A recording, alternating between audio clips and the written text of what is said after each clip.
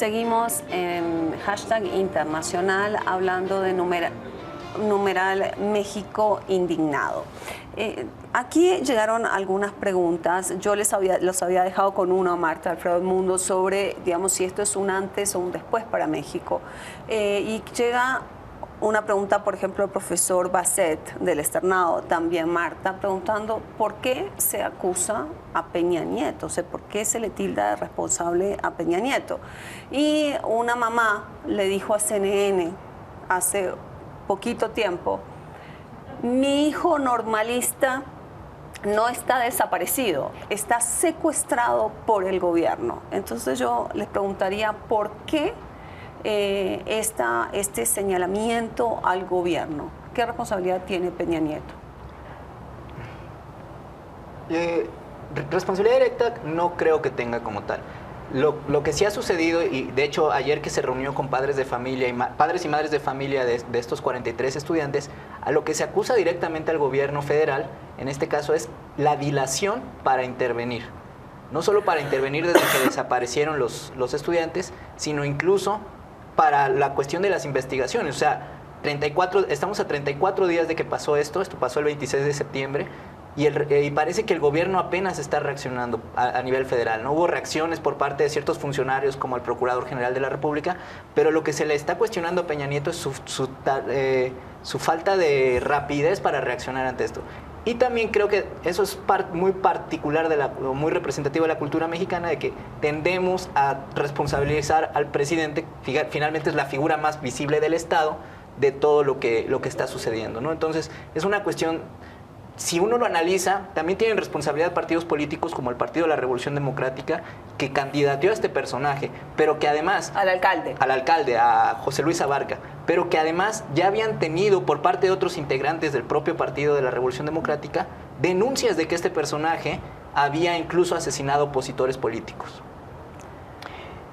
Pues yo pienso, Laura, que se le acusa, además de lo que menciona mi colega, se le acusa también porque él ha dejado y ha dado a entender que de alguna manera eso lo se puede solucionar a nivel local. Es decir, que es algo más local que nacional. Entonces, eso ha dado muy mala imagen, ¿sí?, a nivel de la situación que está pasando, y se ha dado una internacionalización de la situación en Iguala, se ha dado una internacionalización, y lo que parece que le interesa a Peña Nieto es más bien cuidar la imagen del país. Recordemos nosotros, Laura, que la imagen de México se ha venido deteriorando durante los últimos años. También, según encuestas de opinión, el 72% de la población piensa y se imagina, cuando le hablan de México, inmediatamente violencia y crimen, ¿sí? Entonces hay un problema de imagen muy grande en Colombia, en México. Entonces lo que está tratando de hacer Peña Nieto, y es la lectura que yo hago, es cuidar un poco la imagen de México, pero le ha salido todo lo contrario. Se le acusa de que no ha habido el interés suficiente por parte del establecimiento, pero en esto también yo creo, Laura, que influye algo que tú mencionabas hace un rato, y es el hecho de ser estados, de ser un gobierno federal. Sí, eso hace que el hecho de que sea una policía local, eso hace que muchas veces pues no se tenga una política completamente nacional frente a un tema tan grave como este. Por otro lado, yo creo también, Laura, y estoy convencida de eso, yo creo que no ha habido la suficiente coordinación para el manejo de estas problemáticas. Entonces, eso ha llevado precisamente a una serie de afirmaciones como las que menciona el profesor Jean Basset. Yo creo, sumado a esto, creo que en un primer momento la reacción fue generar una especie de control de daños. Incluso a los pocos días de que... Porque aparte de los 43 estudiantes, hay otro caso, que es el caso Tlatlaya, que fue en el Estado de México, donde fue gobernador el actual presidente Peña Nieto, donde hubo una ejecución extrajudicial de 22 presuntos delincuentes por parte del ejército. Entonces, estaba en ese escándalo el ejército, una institución que, como señalaba la doctora, tiene una muy buena legitimidad, pero que producto de esta salida a enfrentar al narcotráfico ha ido deteriorándose, y se han corroborado incluso por la Corte Interamericana de Derechos Humanos casos de ejecuciones extrajudiciales. Se generó este desgaste, pero además para Peña Nieto este control de daños era fundamental, porque si uno ve de lo que se hablaba en México antes de estos 2 o 3 acontecimientos, era de las reformas, de que Peña Nieto incluso fue portada en la revista Time, con la portada diciendo Saving México, y era el momento de Peña Nieto, o sea, era el momento, había logrado, incluso con el apoyo del Poder Legislativo que está repartido principalmente entre el PRI, el PAN y el PRD, había logrado impulsar estas reformas, y de pronto le viene esta situación, y en ese primer momento quisieron hacer este control de daños, y actualmente está que se le salió de control esta cuestión. Entonces creo que ahí el gobierno ha mostrado, y por eso también se le ha acusado directamente, esta falta de reacción y de capacidad. Una cuestión, es increíble que después de 6 años de guerra abierta y que llevamos casi 60 a 90 mil muertos, según los cálculos, digamos, más mesurados, tengamos que recurrir, por ejemplo, a especialistas argentinos,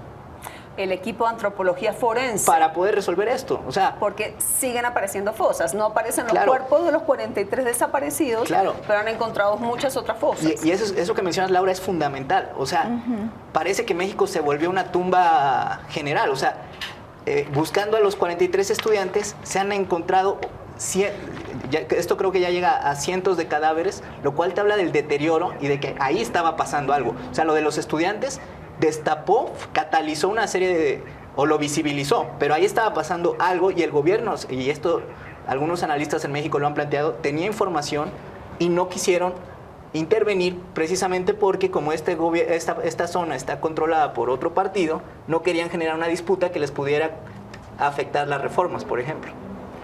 Mientras estábamos hablando aquí, un vocero del gobierno de Peña Nieto estaba dando una conferencia de prensa. Ayer Peña Nieto, presidente de la República de México, tuvo una reunión de 5 horas con los padres de los normalistas, y hoy en día la presidencia estaba contando el resultado de esa reunión. Les vamos a mostrar lo que se dijo hace unos minutos mientras nosotros estábamos aquí discutiendo de México indignado.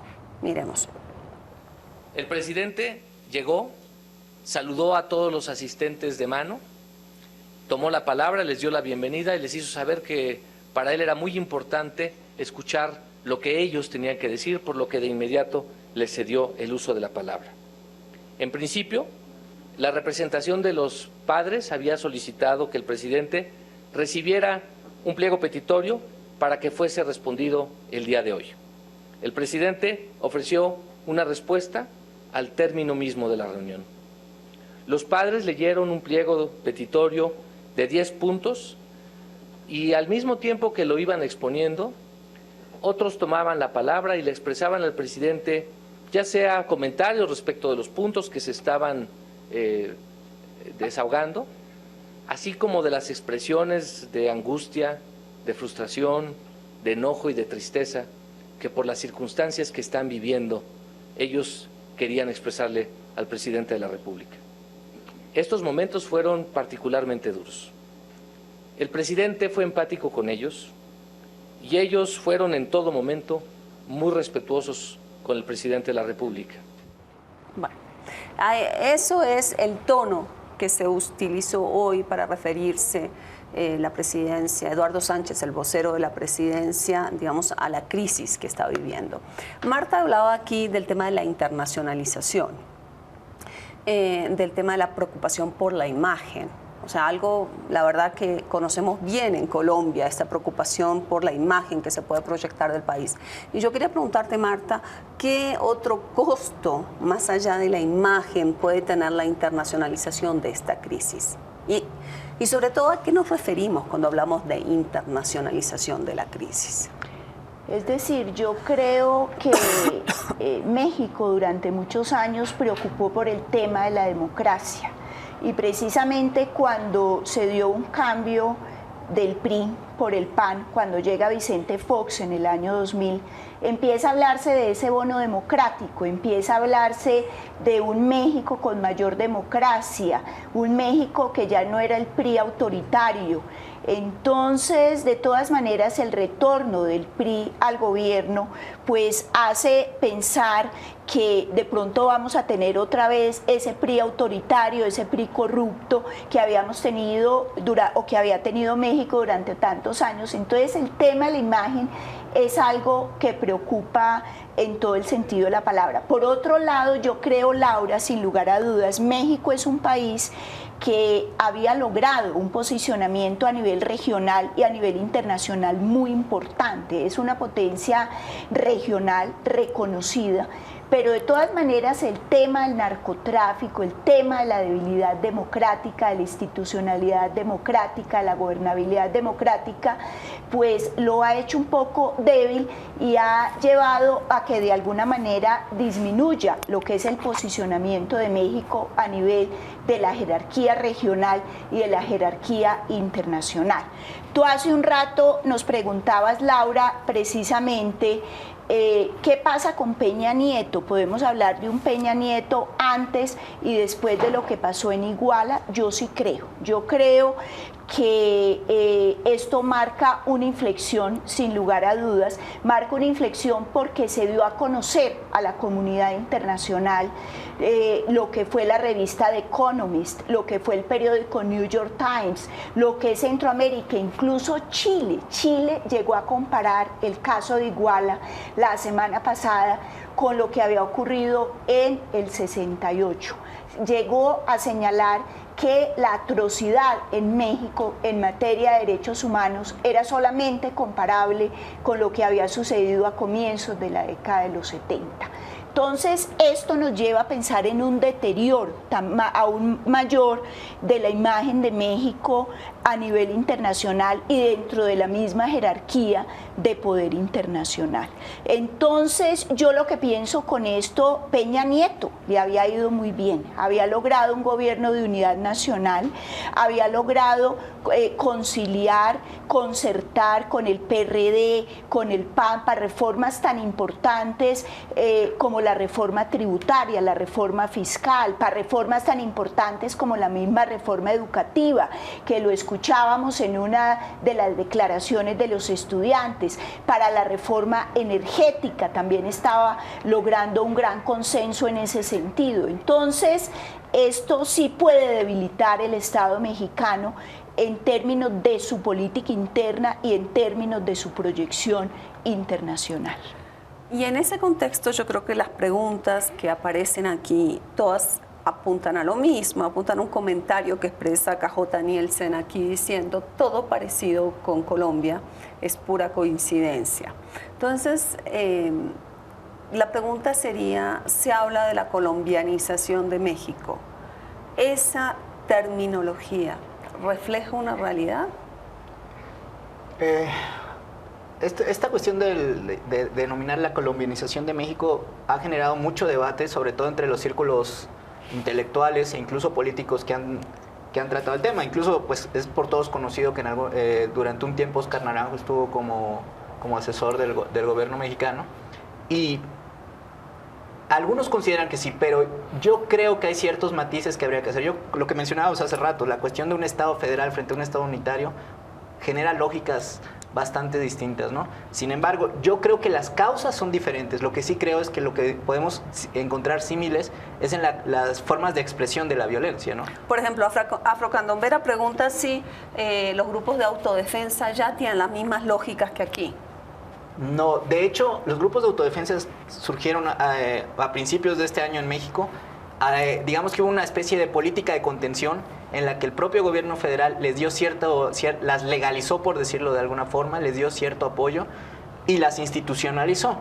Pero en realidad las autodefensas en México no surgieron bajo como esta lógica contraguerrillera, por decirlo de algún modo, sino que surgieron más como poblaciones que se encontraron en medio de distintos grupos de narcotráfico con un Estado ausente que no tenía la capacidad para defenderlos y que optaron por esta cuestión. Pero yo creo que el origen y yo creo que actualmente incluso la forma en que están funcionando tiene lógicas muy distintas. Bueno, miremos un poco más de información, o sea, miremos qué más está pasando en México y volvemos con el debate aquí en numeral México Indignado. Una segunda nota.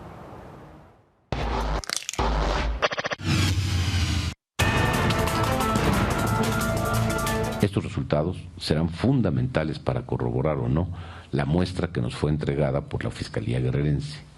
En este punto quiero decirles que haciendo la revisión de lo que nos fue entregado por la Fiscalía de Guerrero y siguiendo las líneas de investigación que nos marcamos, hemos encontrado 2 cuerpos más en ese mismo número de fosas hasta este momento. El Procurador General de México, Jesús Murillo Caram, ofreció una rueda de prensa con detalles sobre lo ocurrido explicando el suceso. El pasado 26 de septiembre desaparecen 57 estudiantes del Magisterio de Ayotzinapa tras un ataque de la policía y el cartel de Guerreros Unidos en Iguala. Allí mueren 6 personas. El 30 de septiembre son encontrados 14 estudiantes ilesos. Los otros 43 aún continúan desaparecidos. Al tiempo que nosotros nos bajamos y alzamos la mano para dialogar, fue cuando nos empezaron a disparar. Y ahí iba el compañero también con nosotros, el que recibió un balazo en la cabeza, iba junto conmigo. El 4 de octubre hallan las primeras 5 fosas clandestinas en Iguala. El 5 de octubre, sicarios detenidos confiesan el asesinato de varios estudiantes. El 6 de octubre, el Ejército de México desarma a la policía de Iguala. El 8 de octubre, aparecen las primeras manifestaciones de protestas por todo el país. El 9 de octubre, milicianos de grupos de autodefensa se suman a la búsqueda de los estudiantes. Y las autoridades descubren 4 fosas más en Iguala. El 14 de octubre, muere un presunto cabecilla de Guerreros Unidos, Benjamín Mondragón. Y las autoridades determinan que los cuerpos hallados en las fosas no corresponden a los estudiantes desaparecidos. El 18 de octubre es detenido el líder de Guerreros Unidos, Sidronio Casarrubias. El 22 de octubre, la Fiscalía General de México acusa de los ataques al alcalde de Iguala, José Luis Abarca Velázquez, y a su esposa María de los Ángeles Pineda, y ordena la detención de ambos. Se solicitaron las órdenes de aprehensión contra el alcalde de Iguala, José Luis Abarca, su esposa, la señora Pineda Villa, y el secretario de Seguridad Pública, Felipe Flores Velázquez, en su calidad de probables responsables como autores intelectuales de los hechos acontecidos en Iguala. A su vez, una masiva manifestación invade el país de México, y en Iguala los manifestantes prenden fuego a la alcaldía. El 24 de octubre dimite el gobernador de Guerrero, Ángel Aguirre. Yo dije públicamente que mi separación del cargo, que si mi separación del cargo ayudaba a resolver este asunto, no habría objeción en ello. José Luis Abarca, alcalde de Iguala, por su parte entregaba alrededor de 3 millones de pesos mensuales a los Guerreros Unidos, de los cuales al menos 600 se destinaban como pago adicional de la nómina para la policía municipal. 2 de los hermanos de Pineda trabajaban para el cartel de los Beltrán Leiva. En los últimos 8 años, la violencia en México ha dejado al menos 70.000 muertos y más de 20.000 desaparecidos. Entre enero y agosto de este año se produjeron en Guerrero 1.029 asesinatos y la mitad de ellos con armas de fuego, 11 casos de extorsión y 81 secuestros. Esta vez, sin embargo, la sociedad mexicana no se está limitando a contener el aliento. Como pocas veces en los últimos años y por primera vez en el estado de Guerrero, la reacción de la población civil está siendo contundente, en una respuesta que recuerda a otras movilizaciones del pasado que parecían haber caído en cierto olvido. Por ejemplo, la manifestación Iluminemos México que se realizó en el año 2008 o el movimiento Yo Soy 132. Ahora, miles de personas están saliendo a la calle en masivas manifestaciones para protestar ante una situación que se niegan a aceptar.